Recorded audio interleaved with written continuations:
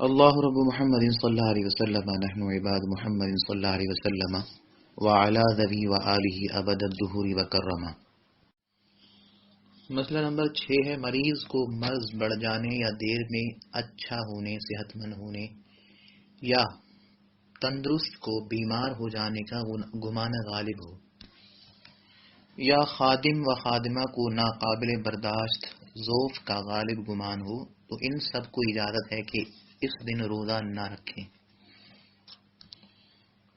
تندرست کو بیمار ہو جانے کا گمان غالب ہو، یہی جو آپ اسی عورت کو ہی لے لیں کہ جو تندرست ہے لیکن جب دودھ پلائے گی اور اس حالت میں روزے سے رہے گی، گمان غالب تو ہے کہ بیمار ہو جائے گی، خون کی کمی ہو جائے گی، تو بیمار تو ہوگی۔ یوں ہی صحت مند مسافر، یا چلے مسافر نہ ہو، اقامت پذیر ہو لیکن ایسی جگہ اقامت اختیار کی ہے کہ وہاں کی آب و ہوا اس کو راحت نہیں آ رہی، اور اگر روزے رکھتا ہے تو بہت بیمار ہو جائے گا۔ جیسے یہ ریفیوجیز جو ہوتے ہیں جن کے ممالک پر دوسرے ملک حملہ کرتے ہیں، وہ بھی بیچارے اپنی جان بچا کے دوسرے ملک میں پناہ گزین ہو جاتے ہیں۔ شام کے لوگ ہیں، کسی زمانے میں افغانستان کے تھے، ریفیوجیز کہتے ہیں ان کو، تو انہیں کیمپوں میں طبی امداد دی جاتی ہے۔ کچھ وہ ہوتے ہیں جو صحت مند ہوتے ہیں لیکن کیونکہ دوسرے ملک سے دوسری سرحد سے آئے ہوتے ہیں تو ان کو وہاں روک رکھا جاتا ہے۔ ایسی کوئی صورت بن سکتی ہے۔ یمن کا حال دیکھ لیں، تو ظاہر سی بات ہے کیمپنگ وغیرہ کا جو ماحول ہوتا ہے وہاں ایسی سہولیات نہیں ہوتی، تو وہاں پہ تو ایک صحت مند آدمی بھی صحت مند رہ جائے بڑی بات ہے۔ گھر سے بچھڑا ہے، جہاں پلا بڑھا وہاں کی آب و ہوا کچھ تھی، یہاں کچھ ہے۔ ظاہر سی بات ہے اگر ایک ٹھنڈی جگہ کا پلا بڑا آدمی، امریکہ کا، کوریا کا، یا ایسے علاقے جو ٹھنڈے علاقے، اگر وہ شخص بیچارہ کسی گرم علاقے میں چلے جائے، پاکستان کہیں آ جائے، پنجاب سندھ جہاں بے حد گرمی پڑتی ہے، تو اگر وہ کسی گھر میں بھی رہ رہا ہوگا کہ جہاں ایئر کنڈیشننگ کے اور بہت سارے انتظام نہ ہوں، اور ابھی اسے آئے ہوئے بھی وہ نیا نیا دور ہے، اس کا معدہ اور اس کا جسم بدن ابھی اس قابل نہیں ہوا کہ یہاں کی ہوا کو، یہاں کے موسم کو برداشت کر سکتے، تو وہ بحالت اقامت بھی بیمار پڑ جائے گا۔ تو ایسے شخص کو پھر اگر گمان غالب ہے کہ میں روزہ رکھوں گا تو بیمار ہو جاؤں گا، تو پھر نہ رکھے، اجازت ہے۔ مسئلہ نمبر 7 ہے کہ ان صورتوں میں غالب گمان کی قید ہے، محض وہم ناکافی ہے۔ غالب گمان کی 3 صورتیں ہیں کہ جس چیز کا گمان ہے، بیماری کا، ضعف کا، اس کی ظاہر نشانی پائی جاتی ہے ایک، یا اس شخص کا ذاتی تجربہ ہے کہ جب بھی میں ایسے حالات میں آتا ہوں تو میں ضرور بیمار ہو جاتا ہوں۔ ہو جاتا ہے بعض لوگوں کو، جیسے مجھے بھی ہے۔ میں ذرا اگر اپنے کراچی سے، ویسے تو میں یہاں کراچی میں بھی نزلہ زکام کی شکایت مجھے رہتی ہے، لیکن اگر کہیں دوسری جگہ چلا جاؤں تو جو ہی آب و ہوا بدلتی ہے، بالخصوص پنجاب کے علاقے، وہاں موسم بہت شدید ہوتا ہے، اگر سردی ہے تو بہت شدید ہے اور گرمی ہے تو بہت شدید ہے، تو گرمی یا سردی موسم کی شدت بھی مجھے بیمار کر دیتی ہے۔ تو یہ میرا اپنا ذاتی تجربہ ہے کہ ہر بار ہی ایسا ہوتا ہے۔ اگر اس طرح کسی کو تجربہ ہے تو اس کی بنیاد پر بھی وہ سمجھ لیں اسے غالب گمان ہے اور وہ چھوڑ سکتا ہے۔ یا کسی مسلمان طبیب حاذق مستور الحال کہ جو ظاہراً تو شرعی احکامات کی پابندی کرنے والا لگتا ہو، اگرچہ دل کا حال، اندرونی حال اللہ بہتر جانے وہ کیا ہے، یعنی غیر فاسق معلن نے اس کی خبر دی ہو، لہذا کافر کی یا فاسق مسلمان ڈاکٹر کی خبر معتبر نہیں ہوگی۔ اچھا، یوں ہی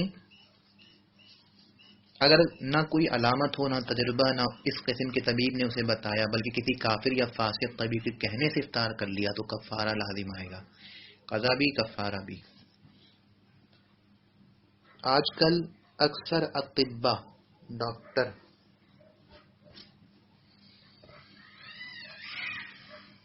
کافر نہیں تو فاسق ضرور ہیں. اپنے زمانے کی بات کر رہے ہیں، آج بھی ایسے ہی ہے. ہندوستان میں تو اکثر کافر بھی ہیں، فاسق بھی ہیں، اور یہاں کافر چلے کم ہو لیکن جتنے مسلمان ہیں وہ سارے فاسق ہیں. فاسق سے مراد کیا آپ سمجھتے ہیں؟ جو شخص اعلانیہ گناہ کرے وہ فاسق ہے. تو جتنے بھی ڈاکٹرز ہوتے ہیں وہ سب کے سب داڑھی، وہ بھلے کتنی نیک ہوں اندر سے، بہت ساری چیزیں اچھائیاں ہوں گی، لیکن ایک گناہ کو بھی اعلانن کرنا یہ فسق کے معلن کے لیے، فاسق معلن ہونے کے لیے کافی ہوتا ہے. ایک آدمی نمازی ہے، پرہیزگار ہے، سب کچھ ہے، لیکن ایک ایسی برائی ہے کہ جو وہ ظاہر کرتا پھرتا ہے، سب جانتے ہیں، مثال کو داڑھی نہیں ہے. اور مصیبت یہ ہے کہ آج کے دور میں اس داڑھی نہ رکھنے کو لوگ برائی بھی نہیں سمجھتے، بلکہ اور الٹا اس پر عجیب عجیب قسم کے اعتراضات بناتے ہیں کہ جناب والا یہ تو کہا جاتا ہے کہ داڑھی حضور کی سنت ہے، کیا خوش اخلاقی حضور کی سنت نہیں ہے؟ کیا حسد سے بچنا حضور کی سنت نہیں ہے؟ کیا لوگوں کے ساتھ رحم اور نیک سلوک کرنا یہ سنت نہیں ہے؟ یعنی حقوق اللہ کا مقابلہ کرتے ہیں حقوق العباد سے. داڑھی رکھنا یہ حقوق اللہ سے ہے، اور حسد نہ کرنا، ظلم نہ کرنا، نیک سلوک کرتے رہنا، مدد کرنا یہ حقوق العباد سے ہے.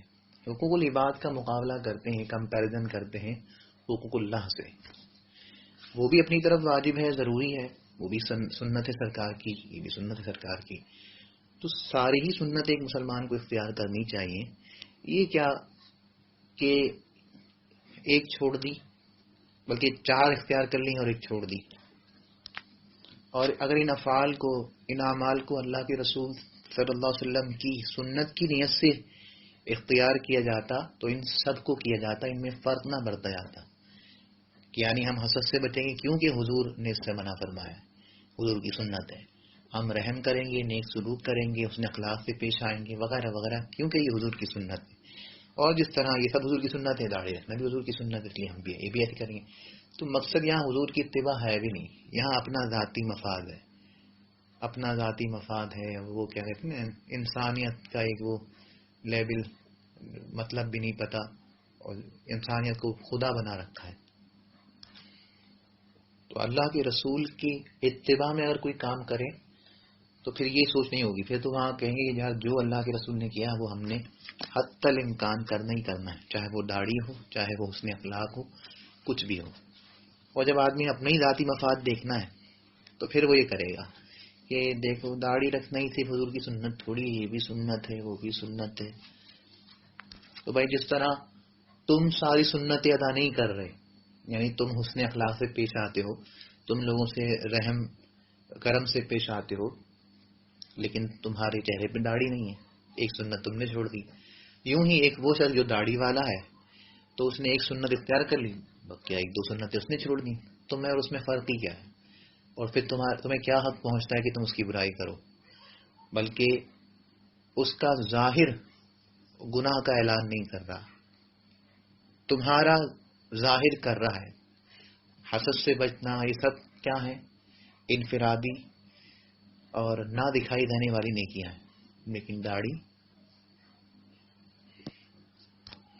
تو بات ہے گناہ کے اعلان، گناہ سے بچنا ایک، اور گناہ کے اعلان سے بچنا. یہاں لوگ یہ اس باریکی کو، باریک نہیں صاف بات ہے لیکن بے وجہ رائی کا پہاڑ بنانے والی بات ہے. اللہ تعالیٰ اپنے سلیم عطا فرمائے. تو ایسے ڈاکٹر جو فاسق ہیں بقول صاحب بار شریعت، آج کل اکثر اطباء کافر نہیں تو فاسق ضرور ہیں، اور نہ صحیح تو حاذق طبیب فی زمانہ نایاب سے ہو رہے ہیں. ان لوگوں کا کہنا کچھ قابل اعتبار نہیں، نہ ان کے کہنے پر روزہ افطار کیا جائے. ان طبیبوں کو دیکھا جاتا ہے کہ ذرا ذرا سی بیماری میں روزہ منع کر دیتے ہیں، اتنی بھی تمیز نہیں رکھتے کہ کس مرض میں روزہ مضر ہے اور کس میں نہیں.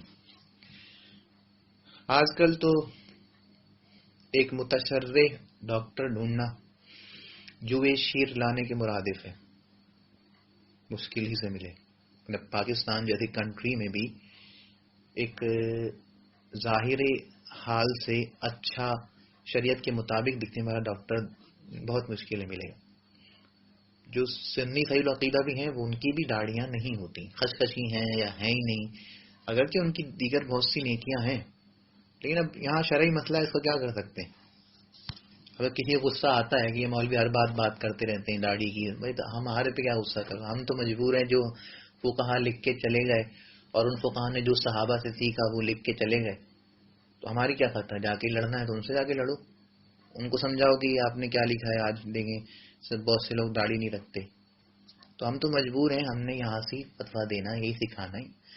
تو کرائٹیریا یہی بیان کیا ہے فسق کا کہ جو اعلانیہ گناہ کرے، کیونکہ داڑھی رکھنا فقہ حنفی میں واجب ہے، تو یہ نہ رکھنا گناہ ہے جو کہ اعلاناً ہے، ہر ایک دیکھتا ہے، مطلع ہو جاتا ہے. اس لیے ایسا شخص بھلے ہی بہت نیک آدمی ہو، خود ہمارے اپنے رشتہ داروں میں بھی بہت سے لوگ جو داڑھی والے نہیں ہیں، اچھے لوگ ہیں دل کے، لیکن اب ان پر حکم تو یہی لگے گا نا کہ وہ فاسق مولن ہیں، اعلانیہ ایک ہی صحیح گناہ کرنے والے ہیں. اور ان برائیوں کی وجہ سے اب نہ ان کی تعظیم شرعاً ضروری ہے، یعنی ان کو سلام میں پہل کرنا، ان کی تعظیم میں کھڑے ہونا، یا ان کو نماز کے لیے آگے کر دینا، یا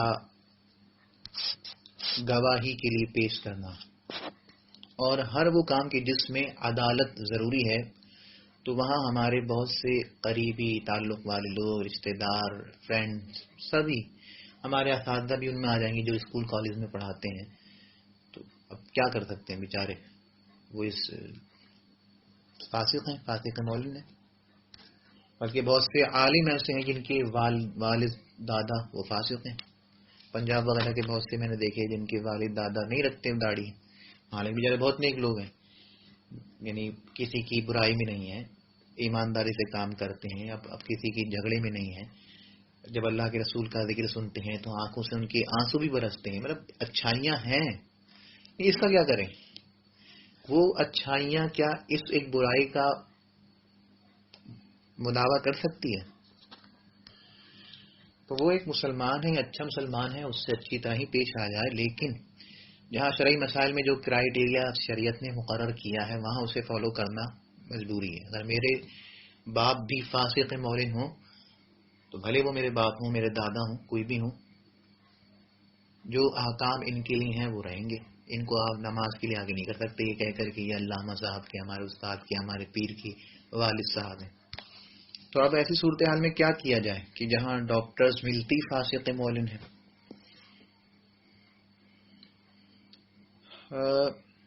پھر یہ کیا جائے کہ کوئی تو ایسا ڈاکٹر ہوگا کہ جس کا ظاہر شریعت کے مطابق ہوگا. مطلب اتنا بھی کال نہیں ہے، مل جاتے ہیں داڑھی والے ڈاکٹرز. ان سے رابطہ کر کے جس ڈاکٹر سے آپ نے پہلے دکھایا اس کی رائے اس کے سامنے رکھیں کہ وہ یہ کہتے ہیں. اب اگر اس فاسق ڈاکٹر کی رائے سے وہ اتفاق کر لیں، تصدیق کر دیں کہ ہاں وہ صحیح کہہ رہے ہیں، آپ کو اب روزہ نہیں رکھنا چاہیے، تو پھر ٹھیک ہے. آپ اب یہ یہاں پر جو تصدیق ہوئی اس کی وجہ سے مستور الحال یا ظاہری شریعت دیکھنے والے ڈاکٹر نے آپ کو سمجھنے اس نے دے دیا، تصدیق کر دی نا اس نے. اور اگر یہ بھی صورت ممکن نہ ہو تو میرے معلومات میں اس کی کوئی صراحت تو فی الحال نہیں آئی، میں نے اس پر ریسرچ کی، شاید پھر وہاں پر ایک فاسق ڈاکٹر کی رائے کے بعد، بلکہ کئی فاسق ڈاکٹروں سے آپ کو رائے لینی ہوگی. اس مطلب ایک سے کافی نہیں ہوگی، کئی سے لیں جس سے آپ کو غالب گمان حاصل ہو جائے کہ ہاں یار اتنے ڈاکٹر تو غلط نہیں کہیں گے نا، اور پھر آپ شاید کر سکتے ہیں. لیکن اس میں بھی آپ دیکھ لیں، آپ نے تجربہ انداز کر لیں، ہر ایک شخص کی قوت مدافعت مختلف ہوتی ہے. تو اگر آپ اپنی صحت کے حساب سے آپ دیکھ سکتے ہیں کہ میں مینج کر جاؤں گا تو روزہ رکھ لیں، کیونکہ ابھی آپ کو روزہ توڑنا واجب تو نہیں ہے نا، اجازت رخصت دی گئی ہے. اور اگر لگتا ہے کہ نہیں نقصان بڑھ جائے گا تو پھر نہ رکھیں. مسئلہ نمبر 8 ہے باندی کو اپنے مالک کی اطاعت میں فرائض کا موقع نہ ملے تو یہ کوئی عذر نہیں، فرائض ادا کرے اور اتنی دیر کے لیے اس پر اطاعت نہیں. مثلا فرض نماز کا وقت تنگ ہو جائے گا تو کام چھوڑ دے اور فرض ادا کرے، اور اگر اطاعت کی اور روزہ توڑ دیا تو کفارہ بھی دے، کیونکہ لا اطاعت فی معصیت اللہ کی نافرمانی میں کسی کی بھی اطاعت فرما برداری نہیں ہے، چاہے وہ آپ کی والدین ہوں، اساتذہ ہوں، پیر و مرشد ہوں۔ خدا کی نافرمانی میں، خدا کے رسول کی نافرمانی میں کسی کی بھی اطاعت نہیں ہے، بلکہ وہاں مخالفت کرنا واجب ہوتی ہے۔ مسئلہ نمبر 9 ہے، عورت کو جب حیض و نفاس آ گیا تو روزہ جاتا رہا اور حیض سے پورے 10 دن رات میں پاک ہوئی تو بہرحال کل کا یعنی اگلے دن کا روزہ رکھے، اور کم میں پاک ہوئی تو اگر صبح ہونے کو اتنا عرصہ ہے کہ نہا کر خفیف سا تھوڑا سا وقت بچے گا تو بھی روزہ رکھے، اور اگر نہا کر فارغ ہونے کے وقت صبح چمکی تو روزہ نہیں ہے، پھر اس دن کا نہیں ہے، کیونکہ جزء اول میں اس کے صلاحیت ہی نہیں تھی کہ اس پر خطاب شرع متوجہ ہوتا۔